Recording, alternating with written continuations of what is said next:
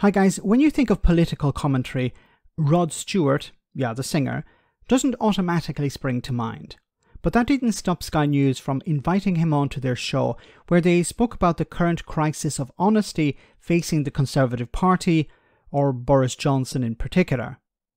Now, of course, Rod's opinion is as valid as the next person, but what he had to say about Johnson is probably the biggest problem here. Have a listen. Well, Sir Rod. Yes. Welcome to my home. We've gone full circle. You call in, I come to see you, and now you're with me in the studio. Thank you, Sarah. It's lovely. It's my first time here. Yeah. It's so iconic to see all this stuff, so I watch Sky every day. I know you watch at home, so thank you for coming in. I mean, you pick your moments, don't you? When you first spoke to us on Sky News, it was about the NHS crisis, and you've come in today to a government again in crisis. You've seen the news about Boris Johnson, a committee of MPs finding that he lied to Parliament. Essentially, he's a disgraced ex-Prime Minister now. What do you make of it all? Well, you know, I was and still am a bit of a fan of Boris because I think he's got wonderful charisma. But, you know, you knew what you were getting with Boris, you know, so it's not unusual. He's told a few porkies over the years, so I'm not surprised. He's in big trouble now, but how's he going to make a comeback? I don't know. Maybe you should talk to me. I've been making comebacks for years. Okay. Look, first of all, what he said here, you knew what you were getting. You knew what you were getting with Boris Johnson. Look, I think there are at least three types of Boris Johnson supporters. There are the ones who, when it comes to lying, they're the ones who simply don't care. They say, look, I don't care whether he lies or not. There are the ones who deny reality and say Boris Johnson doesn't lie, the Jacob Rees-Moggs of this world.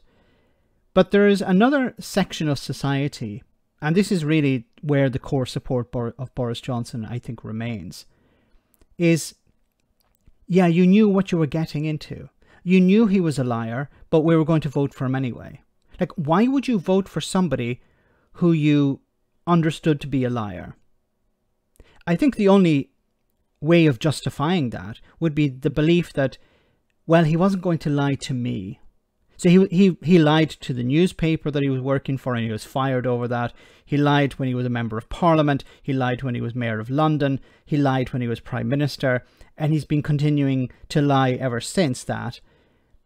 He has built an entire career on lying, but he wouldn't lie to me.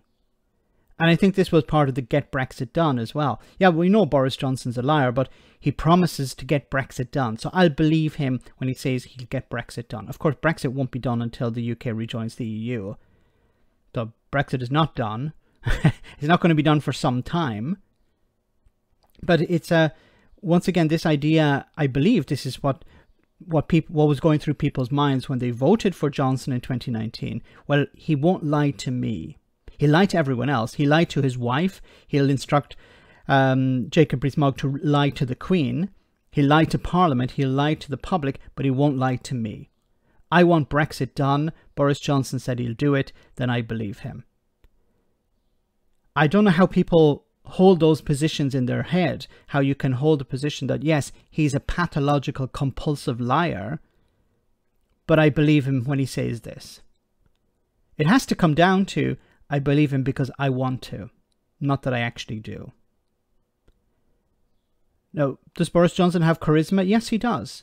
But that's not enough to be Prime Minister. He has to be honest, or as close to honest as possible.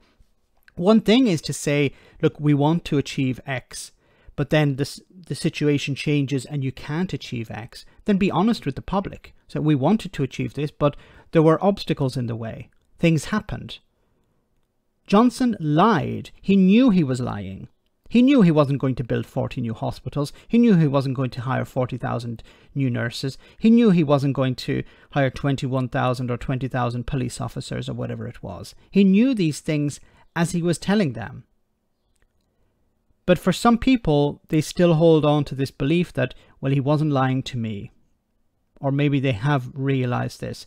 The penny has dropped and they have abandoned their support. Let me know in the comment section, guys, what you think about all of this. As always, your comments are greatly appreciated. Thanks a lot.